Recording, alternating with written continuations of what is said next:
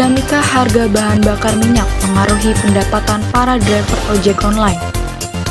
Mudahnya penggunaan metode pembayaran dengan QRIS. Masyarakat mengeluhkan naiknya harga bahan pangan. Kebijakan pemerintah konversi kompor listrik menuai pro dan kontra. Padatnya pengguna KRL ke arah Bogor.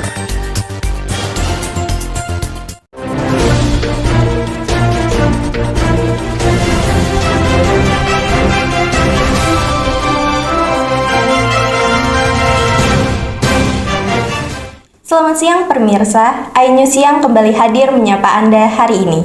Kami akan menghadirkan sejumlah informasi terbaru yang akan menemani Anda pada siang hari ini. Di antaranya adalah kabar mengenai dinamika harga BBM yang mempengaruhi pendapatan ojek online. Selain itu, kami juga akan menghadirkan sejumlah informasi lainnya terkait berbagai peristiwa yang terjadi di tanah air.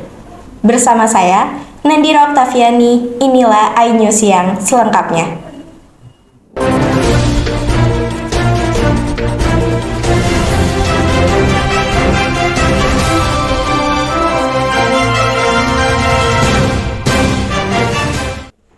Pemirsa, kita awali berita pertama pada siang hari ini. Mulai pertanggal 1 Oktober 2022, harga semua jenis BBM mengalami kenaikan harga. Pertalite naik menjadi Rp10.000, sedangkan untuk Pertamax naik menjadi Rp14.150, kemudian turun menjadi Rp13.550 mulai pertanggal 1 November 2022. Adanya perubahan harga BBM menghebohkan masyarakat, terutama para driver ojek online.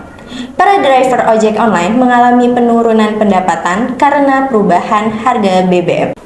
Dan untuk mengetahui informasi selengkapnya, mari simak liputan dari Syafa dan juru kamera Aldino di Pondok Cina, Depok, Jawa Barat.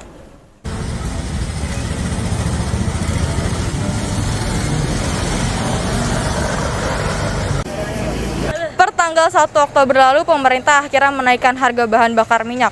Kenaikan ini menuai berbagai komentar dari para driver ojek online. Kami sempat mewawancarai beberapa driver ojek online mengenai kenaikan harga BBM ini.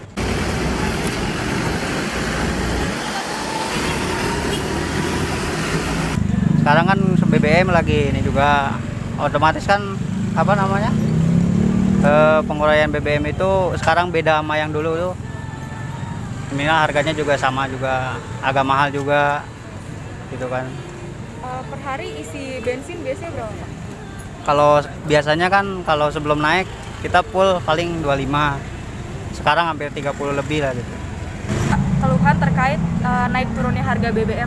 Ada, ya pendapatan per hari berkurang. Karena kalau kan biasanya kita ngisinya 17.000 itu udah mendapatkan hasil 135. Sekarang kita ngisi 25.000, kadang itu 30.000, cuma dapatnya 120. Biasanya per hari isi bensin berapa, Pak? Saya 45. Ada nggak sih, Pak, pengaruhnya naik turun BBM ini ke penghasilan? Banyak pengaruhnya. Pengaruhnya tadi ya satu, ya kita ngisi bensin biasanya 17.000, sekarang jadi naik dari 27. Penghasilan bersih per hari sebelum naik BBM sama sesudah naik itu kira-kira berapa? Saya paling 250. Terus sebelum? Ya, paling di bawah 200. Kalau Bapak? Ya hampir sama seperti itu lah. Ada nggak Pak harap terkait naiknya BBM? Ya gitu deh, kalau naik BBM ya naik Argo. Argonya ya setidaknya ya naik jangan 1.000 lah gitu kan, naik 2.000 gitu kan, 2.500 lah gitu kan. Kalau nggak mau naikin Argo, kalau merasa customernya itu keberatan dengan Argo yang rendah yang tinggi seperti itu, ya BBM diturunin lagi. Berdasarkan hasil wawancara dari para driver ojek online, mereka mengaku bahwa kenaikan harga BBM sangat memiliki pengaruh bagi penghasilan mereka setiap harinya. Mereka juga berharap kenaikan harga BBM dibarengi dengan kenaikan harga Argo ojek online. Dari Pondok Cina, Depok, Jawa Barat, Syafa dan Aldino melaporkan. Beralih ke berita selanjutnya.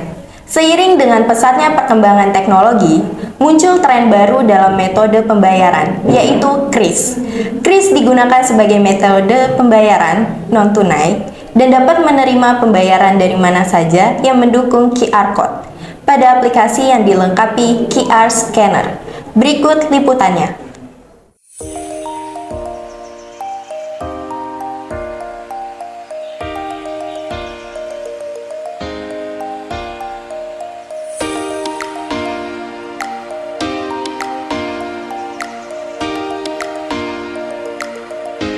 Penggunaan KRIS memudahkan penggunanya melakukan transaksi pembelian barang atau jasa. Selain itu, penggunaan KRIS memberikan keuntungan bagi penggunanya karena tidak perlu membayar biaya admin dan cashback saat melakukan transaksi melalui rekening bank atau e-wallet. Karena kalau pakai QRIS tuh gampang dan bisa diakses, banyak juga sekarang udah bisa pakai akses QRIS, jadi lebih mempermudah aja buat akses pembayaran. Kalau QRIS itu kan lebih simpel aja gitu, bisa di HP dan bisa dibawa kemana-mana segala macam, tinggal scan. Karena ya zaman sekarang lebih canggih sih gitu, lebih canggih dan ada dompet digital semacam gitu. Kalau cash kan ya kita bawa dompet gitu kan, bawa dompet yang tebal gitu. Ya lebih praktis pakai dompet digital gitu. Sama juga sih, karena kan ini zaman modern ya. Kalau pakai QRIS kan tinggal top up aja atau kayak lebih gampang aja. Kalau bawa dompet kan harus, kalau ketinggalan duit kan repot bayarnya juga gitu. Karena banyak juga tapi belum merata semuanya ya QRIS tuh, jadi kadang ada yang kita lupa pakai cash, terus nanti jadi susah buat bayarnya karena aksesnya juga nggak semua merata gitu, dan QRIS tuh sistemnya kadang bisa error tiba-tiba aja gitu. Ya kendalanya kan kalau QRIS kan pasti kan kita menggunakan handphone ya, ataupun sebagai dompet digital, otomatis itu kan aplikasi ataupun ya contohnya kayak Dana lah kan ya. Dana kan kayak dompet digital ataupun tidak semacam aplikasi yang canggih lah buat sebagai naruh dana-dana segala macam pengeluaran gitu. Kendalanya ya setiap hari kita harus pegang HP ya guys sih, handphone gitu. Dan kalau misalnya keuntungan sama butuh internet nggak sih? Iya butuh internet atau segala macam paket gitu. Silahkan ke pickup area. Kalau misalnya keuntungnya kan kita lebih mudah aja, lebih simpel gitu. Gak usah bawa dompet segala macam. Sama sih, lebih mudah aja. Kayak kendalanya cuma itu doang, kendala internet, harus bawa HP dan lain-lainnya sih. Itu aja sih. Pembayaran QRIS memudahkan masyarakat dalam melakukan transaksi pembayaran. Terkadang pembayaran QRIS mengalami kendala seperti jaringan atau sistem yang error. Dari Alpha X Margonda, Rida dan Tengku melaporkan.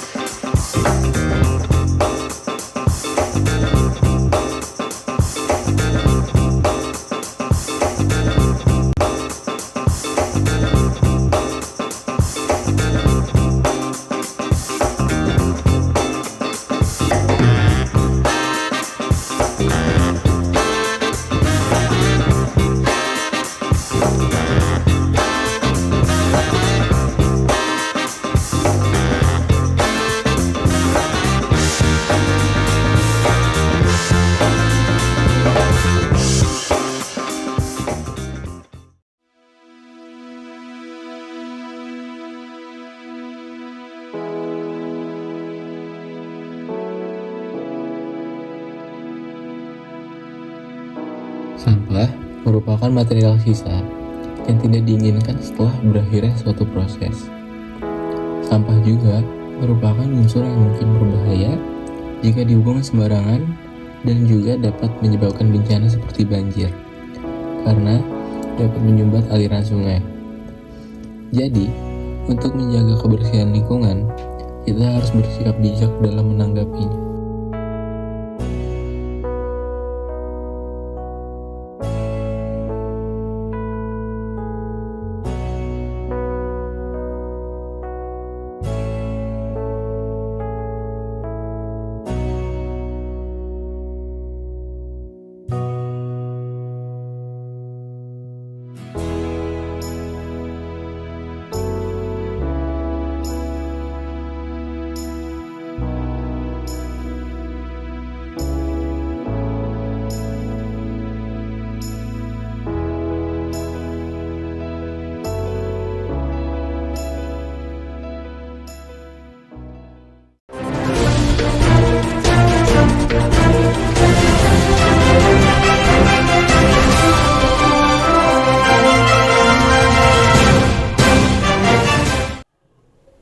Kembali lagi bersama saya, Nadira Oktaviani di iNews Siang. Pemirsa, kenaikan harga bahan pangan menimbulkan keluh kesah dari para ibu rumah tangga. Adanya kenaikan harga BBM berdampak pada meningkatnya inflasi dan harga-harga kebutuhan pokok atau bahan pangan. Hal tersebut membuat masyarakat, terutama ibu rumah tangga, khawatir akan kenaikan bahan pangan. Berikut liputannya.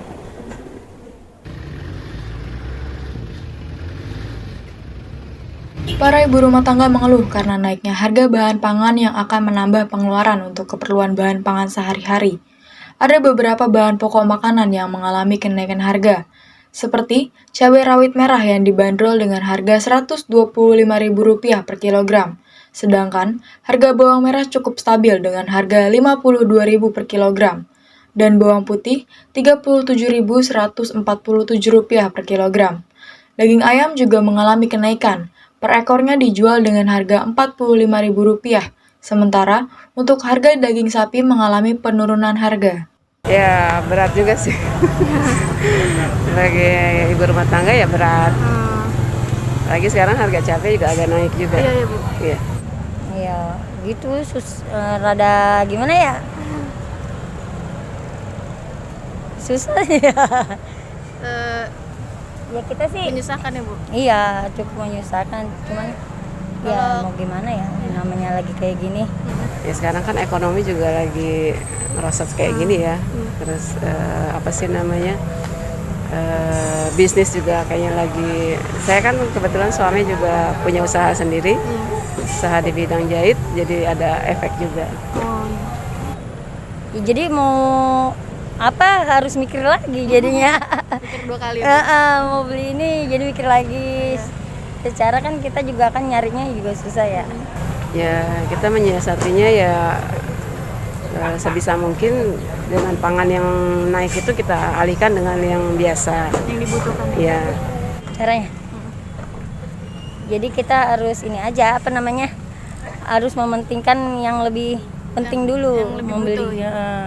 Jadi untuk membeli ini misalnya kayak beras atau yang lebih penting aja dulu dah diduluin dibanding yang lain-lain gitu. Ya kepinginnya sih harga jangan terlalu naik tinggi-tinggi gitu aja sih. Ya pengennya sih biar ini aja dah apa? Biar bisa stabilin lagi deh, biar lihat kondisi yang di bawah, jangan nganuin yang di atas aja.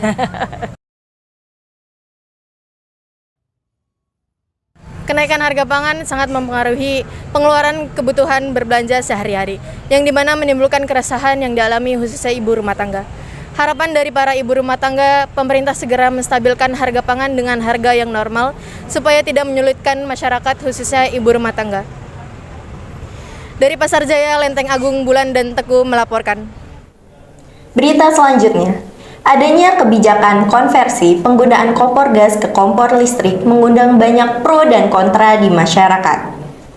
Menteri Energi dan Sumber Daya Mineral Arifin Tasrif, menegaskan, rencana konversi gas LPG 3 kg menjadi kompor listrik untuk menghindari kelebihan pasokan.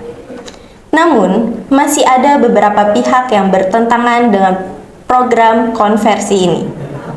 Untuk mengetahui informasi selengkapnya, mari simak liputan dari Teguh dan juru kamera Bulan di lokasi. Wacana konversi kompor listrik ini yang menjadikan masyarakat sebagai korbannya. Masyarakat hanyalah kelinci percobaan bagi pemerintah. Kami sempat mewawancarai pedagang mengenai rencana ini. Masyarakat semakin bingung dan menolak program tersebut. Di bidang kelistrikan, Wakil Direktur Jenderal Energi dan Sumber Daya Alam, Dedan Kusdiana mengatakan, PT PLN Persero akan meningkatkan listrik masyarakat agar kompor listrik bisa digunakan setelah konversi LPG 3 kg. Kayak kalau pedagang kayak abang ya, pedagang-pedagang kaki lima tuh kayaknya nggak ini kalau pakai kompor listrik. Nggak pas ya? Iya nggak pas, tapi kalau misalnya kayak buat di rumah, nah itu pas kayaknya. Wah, ribet kalau itu. Agak susah kalau listrik. Jadi abang nggak menerima kebijakan tersebut ya bang? Enggak. Kalau kata abang mah kalau menerima nggak menerima sih ya tergantung ininya. Kayak abang mah jualan lumpia basah gitu ya. Maksudnya gimana gitu? Bingung. Iya, kurang efisien ya kalau pakai listrik iya. ya. Jadi agak ribet gitu ya kan kalau pakai kompor listrik gitu kan. Kalau kata abang mah enakan pakai kompor gas gitu kan. Jadi kalau listrik juga sih kalau kayak di pedagang ini kan KWH-nya juga ntar gampang mati KWH-nya. Wacana ini menuai kontra dari para pedagang dikarenakan kompor gas lebih praktis dan lebih mudah digunakan dibandingkan kompor listrik.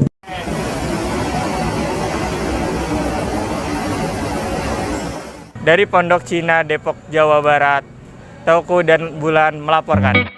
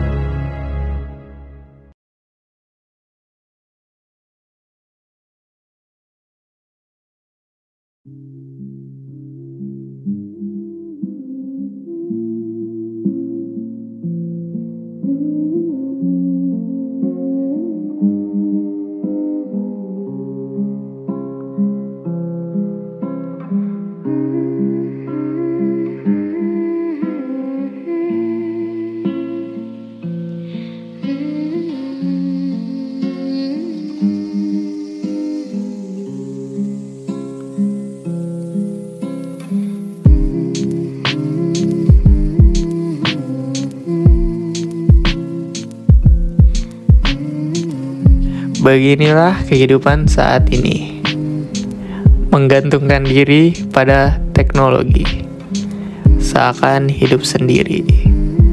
Sama sepertiku, setiap hari tidak bisa lepas dari handphone, sampai lupa dengan keadaan sekitar. Aku tidak mengenal waktu. Semua sahabatku menjauhiku. Kuliah tak tertentu arah.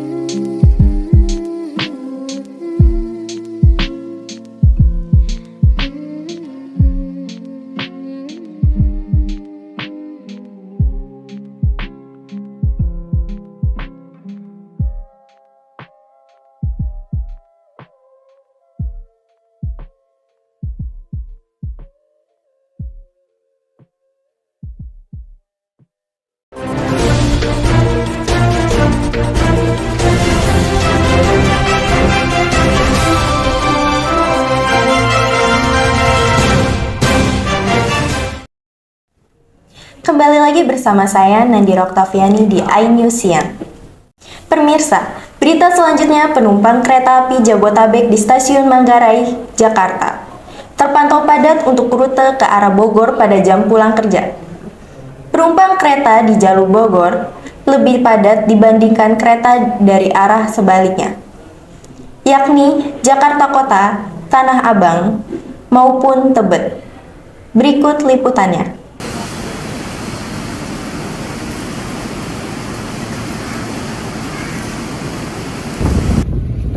Penumpang kereta tampak banyak yang berdiri dan berdesakan hingga berhimpitan satu sama lain.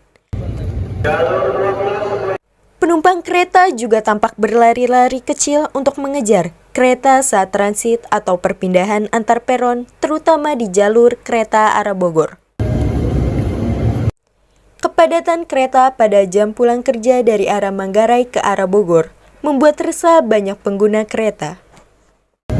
Lagi banyak pembangunan ya di sini ya. Mungkin sarannya lebih dipercepat. Mungkin udah dari 2 tahun yang lalu nggak kelar-kelar pembangunan di sini. Kalau Bekasi masih biasa ya. Biasanya kalau yang agak padat tuh di Bogor ya. Biasanya kalau pagi, jalur pagi itu udah lumayan padat. Kalau sore biasa jalur arah pulang, jam-jam pulang kerja sama pagi itu biasanya jam 7 berangkat kerja biasanya yang ramai itu.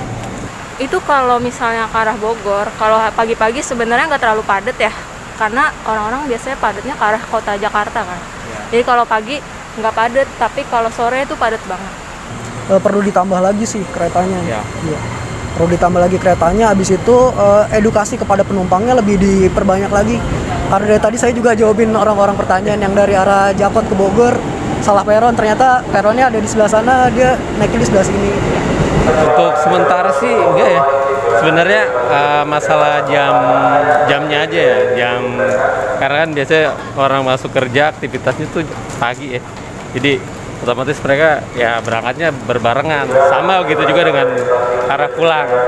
Kalau bisa dibilang sih ya memang begitu keadaannya, paling ya satu mungkin harus ditambah armada ya. Armada paling yang harus ditambah mungkin dari jam-jam sibuk ya khususnya. Spesialnya arah Bogor ya? Iya. Sebenarnya waktu dari dulu Manggarai nggak dipusatin gini, itu juga emang udah rame sih ya.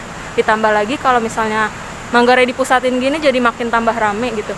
Menurut aku tuh sebenarnya sih mengatasi itu frekuensi keretanya udah cukup banyak gitu ya, setiap 5 menit sekali. Mungkin untuk strateginya kalau dibikin lebih banyak lagi itu udah dilakuin kan ya sama pemerintah.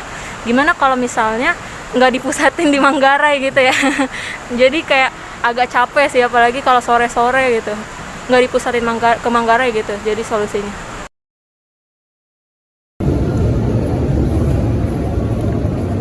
pengguna jasa kereta api berspekulasi jika pembangunan di stasiun Manggarai yang masih belum kunjung selesai menjadi salah satu penyebab padatnya kereta. Dan para pengguna jasa kereta api juga berharap agar armada kereta dapat ditambah dan tidak semua transit kereta dipusatkan di Manggarai. Semoga dengan kritik dan saran yang diberikan, PT KAI dapat merealisasikan harapan para pengguna jasa kereta api. Dari Stasiun Manggarai, Aldino dari Syafa melaporkan. Pemirsa, berita tersebut mengakhiri perjumpaan kita pada siang hari ini. Tetap saksikan iNews Siang setiap hari pada pukul 12 waktu Indonesia Barat. Saya Nadira Oktaviani dan segenap kru yang bertugas pamit undur diri. Selamat siang dan sampai jumpa.